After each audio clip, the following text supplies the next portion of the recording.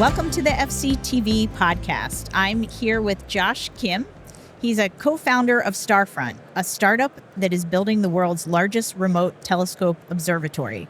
Josh is a technology and infrastructure investor and a 3-time entrepreneur. So he brings a really unique perspective on the intersection of space, technology, and innovation. Josh, welcome. I'm really excited to talk to you about what you're building. Thank you for having me. Excited to be here. All right, so let's get into it. Tell me about Starfront. What are you guys doing? Yeah, so as you mentioned, Starfront is building the largest remote telescope observatory in the world. It's very simple. Customers who own telescopes that live all around the world, usually in light-polluted cities with a lot of cloudy weather, they send their telescopes and their equipment out to us in our dark sky location in Central Texas. We install it and we maintain it, and all they have to do is log in and control their systems over the internet.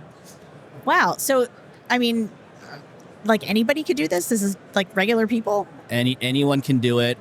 There's been always historically there's been a trend where using a telescope has been kind of scary. It's complicated equipment, hardware and software are oftentimes not plug and play, but everything's getting easier and everything's getting cheaper. But increasingly, more people are living in light polluted areas. And so that's really where the pain point is. And that's where Starfront offers customers an incredible kind of value to them, which is get more out of the equipment that you already own. And so, yeah, being in a dark sky location like Starfront, you can get so much clear data from your existing system that usually our customers are very shocked by the output and the data that they get, even on their first night. Yeah. So is there a big market for this? It sounds very niche, but it actually is a rather significantly larger market than most people would expect. Okay. There's a lot of consumer kind of hobbyists, amateur astronomers, and astrophotographers that own telescopes and love to explore space on their own terms and with their own equipment. But there's also the institutional side where research institutions, universities, schools, and then also government and kind of commercial customers as well that are increasingly using telescopes to track things in space, whether it's in deep space or kind of in Earth's orbit. Wow, that's really cool. Yeah. So you chose Rockwood, Texas, right, as Starfront's observatory because of the dark skies. But how important was the infrastructure? It was an absolutely critical consideration for us. And so when we started thinking about building Starfront, even before we had obviously purchased the location, we wanted to do this at scale. Building a small observatory, servicing just a handful of people never really interested us. If we could build something that truly could make a difference at a global scale, that's what we wanted to build. And so we spent a lot of time, upwards of 9 months traveling all around the country into international locations, identifying areas that had checked off a lot of things kind of on our list, right? Obviously, light pollution is one of them, number of clear nights, weather conditions and kind of atmospheric stability, all those things. But fiber connectivity was something that was very, very high on our list because, again, at scale, this is a very data-intensive operation. And so, yeah, what kind of data, what are we talking here? So currently across our 14 buildings and over 800 telescopes that are installed at our Texas site today, we're moving, terabytes of data on every single clear night. And so every single night. Clear night. And so it's a very data intensive operation. And again, with 800 telescopes installed today, we are by far the largest telescope remote observatory in the world by telescope count. But we believe that we've only scratched the surface. And so, the market of customers that find us, want to send their equipment out to us, continues to, we have a growing backlog of customers that are signed up to send their equipment out to us. And that has been the case since day zero. Before we bought the land, before we built a single observatory building, we've had customers that wanted to send equipment out to us. So what would people do before you guys came around? Would they, was it just hugely expensive? Would they just not be able to do it? What was happening before you guys? There's, folks would either set up their systems every single night in their driveway or in their backyards, or on the, few occasions, maybe once or twice out of the year, they would be able to go on a long road trip, drive tens of hours away, gas costs, hotel costs, food costs, and set up their locations in a dark sky, kind of in the middle of rural kind of America somewhere. it's either that or they would send it to an existing remote observatory that existed before Starfront, but those facilities used to cost upwards of thousands of dollars per month. Oh, wow. And so you're talking about a very significant monthly rent that you're adding on to your expenses. Yeah, and for for the just privilege. for a hobby, that seems a little crazy. Exactly. And Yeah. so that also limited the number of people who could actually consider that as an option, right? Because if you're paying over $1,000 in monthly kind of rental hosting costs, right? It doesn't make sense if your equipment isn't, tens or even hundreds of thousands of dollars, right? When we started Starfront, our cheapest kind of monthly price was $199, and right now we've halved that to $99 a month. Ooh. And our whole kind of vision and mission around this was to make space more participatory and to make space exploration more accessible and more affordable. And so That is really, I'm trying to think of all the things I spend more than $99 on a month. if you think about it on Yeah. a daily basis, it's less than a cup of coffee, right? Yeah. And so for that, you have the universe to explore. And so that's a pretty good trade-off. And it also opened up really the 80-90% of telescope owning customers and users, right? That didn't think that remote imaging was an option for them, but now it suddenly is. And so that kind of value proposition has really attracted a lot of customers, and our customers in the community that we've built have been very vocal in supporting what we're building, and everyone feels like we're building this together. We're bringing a global community of space enthusiasts, of space explorers, astronomers, astrophotographers together to collectively explore the cosmos. And so that's really cool. our mission. So, obviously the $99 helps your business attract customers, but in general, why do you think there's so much excitement today around space exploration? Do you feel it? Is it something that you think has been growing? Absolutely. I think this current kind of stretch that we're going through right now, with obviously all the rocket launches, Artemis, us going to the moon and potentially and beyond. Artemis, tell us what Artemis is again, just for people who maybe aren't following it. I don't know. It's Maybe they're NASA's under mission to Iraq. return back to the moon, right? And so Right, we just had the NASA's second mission that went around to the far side of the moon and came back, and it generates a lot of curiosity and a lot of interest. And I think space is one of those things that humans innately are fascinated by, right? For thousands of years, humanity's always looked up to the night sky, seen the stars, gotten a lot of perspective and inspiration. And it's only been recently where most people living in light polluted cities really don't spend time looking up, right? They look on their screens, they go to bed, they're tired. It's just difficult and expensive to enjoy the universe. And so we want to make that fun. We want to make that easy. We want to make that simple. We want to make that experience something that is that anyone can really latch onto and really take kind of inspiration from. Yeah, and you guys are expanding, right? Yes. We started building Starfront in Rockwood, Texas, about 2 years ago, and one of the worst kept secrets within our Discord community, where our customers love to have the largest star party every single night. They just go on, they talk about imaging, they talk about equipment, they talk about life. But one of the worst kept secrets is that we'll be expanding to the Southern Hemisphere.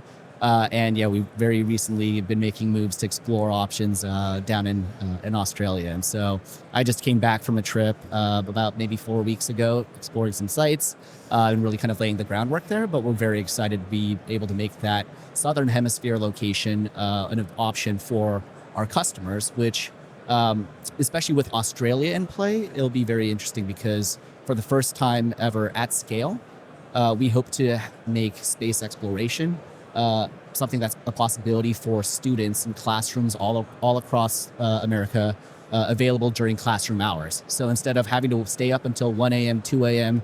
to explore the stars, you can actually do that before lunch during your third period classroom. Oh, that is hours. so cool, right? Because realistically, nobody's coming back to school at 1 o'clock in the morning, exactly. right? It's just a huge liability, and it's just unhealthy.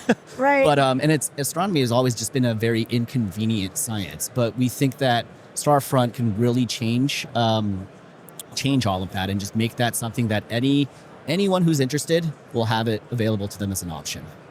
Yeah, and how do you? Gosh, that just seems like it's such an opportunity to inspire the next generation, right? Yeah, and that's absolutely critical. Fundamental our vision for building Starfront has always been around how do you make space more participatory? How do you put this as an option in front of more people? Because naturally, it's just something that people find fascinating. And again, it's inspirational, right? Whether it's scientific, whether it's artistic and philosophical, I think people can look to the stars and take what they want and what they will from that. And so it's because I remember as a kid, and I'm dating myself here, but I remember getting up early for school, before school to watch the first space shuttle launches, and that was so exciting. And then, I lead a Girl Scout troop for my daughter, and we had an event the night that Artemis was supposed to be like splashing down into the Pacific. And they stopped everything and they were watching it on their phones. And one of the girls took the microphone and was like, "Hey, it just arrived safely." Right. So it was very cool to see that kind of enthusiasm. And how cool would it be to just also be able to see in real time what's happening up there? Yeah, absolutely. And one of my co-founders, Bray Falls, he's Astro Falls on Instagram, but he captured Artemis on its route back from the moon just with a simple commercial telescope from our facilities. And he posted it on his Instagram, and I've got a ton of views, ton of likes. But it's the possibilities are endless, and the equipment's getting better. They're getting cheaper. All of this is just really starting to play in favor, and the technology is developing to allow really anyone, anywhere, to be able to explore space in a very amazing, kind of groundbreaking kind of way. And so Starfront's, that's been our mission to really push that and allow that access to be widely spread across all geographies, anyone anywhere in the world, regardless of your age, regardless of your income. Yeah, that is so cool. So and that fiber connectivity is so important too. Absolutely. So when you were in Australia, how did it sort of stack up in terms of rural footprint of fiber compared to what you were seeing in the U.S.? Did you have like your pick of sites, or Australia has it seems like a lot more rural land that's just completely not being used. Maybe I'm wrong. I don't know. It's actually very interesting because especially Western Australia, but I would say, a lot of rural Australia definitely feels very much like Texas. So, after I landed in Sydney's amazing. But from Sydney, going to, Dubbo, then to visited one of the locations was called Coonabarabran. But when you touch down in Dubbo, it just feels, I felt at home, having spent many years in Texas. And so, it was very familiar in some aspects. Fiber is less available. It's out there. But they're not as connected as we are here? My sense from my preliminary kind of understanding and research is that fiber was significantly more available in Texas, certainly, than... Go Texas. Yeah, go Texas. But there's just a lot of rural fiber infrastructure that allowed us in Texas to look at a lot of different sites. In Australia, our search was more geared towards, let's find fiber first and then look at other locations and kind of the other considerations. And so it's, it was a little bit of a different search in terms of kind of how we went about it. But the general things that we looked for remained the same. And so we were able to find a number of sites that really fit the bill, and we were excited to kind of pursue that and to push the ball forward on that so that we can make Southern Hemisphere and kind of the other side of the planet available for our customers. That is so cool. So do you guys see, AI or anything playing any kind of role in what you'll be up to next, or how your industry kind of evolves? Absolutely. Okay. The truth is the rate at which we're collecting data, and we'll be capable of collecting data through Starfront's kind of when we become a truly planetary scale distributed telescope network, or any of the other kind of, Vera Rubin's, large research telescopes, the amount of data that's being collected is just too much to manually sort through, right? And so at some point, everything has to transition over to, AI-led kind of triaging and kind of filtering.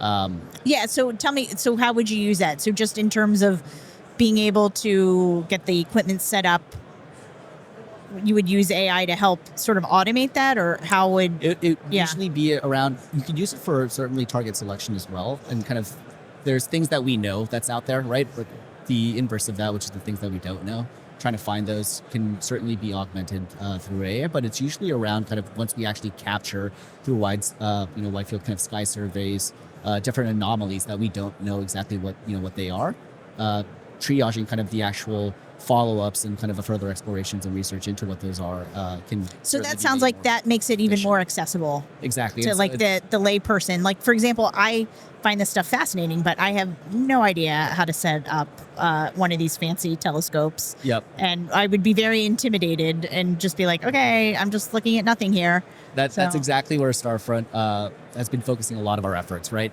It can feel daunting if you're trying it for the first time, but across equipment and across kind of services like ours, we want to make that experience feel more fun and exciting than it is daunting. And so once you start to go down that rabbit hole, your curiosity is just going to get the better of you, and you'll dig in, as many of our customers have. Just go down that astro rabbit hole of continuing to explore space with different equipment, different things. And so it's Yeah, it's and I something can that we totally a see lot. it being that, making it so much more accessible for schools, for example. Yep. Where, the science teacher may not be that well versed in using the technology to be looking at the stars, but can certainly.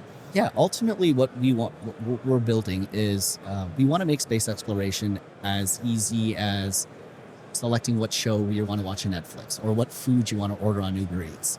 It should be that simple. You should be able to select from a menu of different options that's visible from your location, right, from the location of your equipment, and just be able to explore space on your own terms. Once you select an object, you'll see it live stack in front of you, because the way that telescopes work, right, it collects photons and it takes raw images that they stack together to increase the signal and kind of weed out the noise. And so you'll see every 10 seconds or so, how long your exposure is, you'll see a clear image just continue to improve right in front of your eyes as you collect more data. Oh, wow. And so that experience is just night and day compared to seeing a single finished, picture in a textbook, right? That's just an object that's there somewhere. When you actually, get the experience of collecting your own data, it just hits differently, and it feels like, people truly recognize that, hey, this is actually a real place out in space and that I'm exploring it. And so that kind of experiential kind of difference is something that I think is going to be very powerful, especially when you let students kind of take the wheel and drive. Yeah. And as we wrap up here, I want you to think about, like, when you look ahead, what excites you the most about the future of making space exploration accessible to everyday people and students? Yeah, I mean, for me, the kind of example that I always have in my head that I think is just really powerful, really cool is, for students all around the world, it could be a second grader in, again, second period, third period, whatever, right? Making discoveries in space just very casually and very easily. I think being able to have that experience when you're young is certainly so inspirational that I can't imagine what that does to kind of that arc of that person's kind of life, right? Professionally, personally, but I'm excited for it. Did that happen to you? Is that how you got into this? No, I didn't make a discovery when I was younger. For me, I just grew up looking up. My family had some very dark land out in South Korea. And so that's how I started. But I went to the same thing, which was after, started going to school, started working. I lived in various cities all around the world. I lost that connection to the stars. And it was only really through Starfront in my previous company where, I've kind of rediscovered that joy and rediscovered that connection. And I want to share that experience with others, because I know everyone shares something very similar, where they used to be able to see the stars. Life gets busy and life gets difficult, right? And so you find yourself kind of slipping further and further away. But it only takes one experience of seeing the stars again to get right back into it. Yeah, well, I hope you are inspiring the next generation of explorers. That sounds very cool. Well, Josh, thanks so much for joining us. I really appreciate it. And Thank you very much. thanks for being here on FCTV podcast.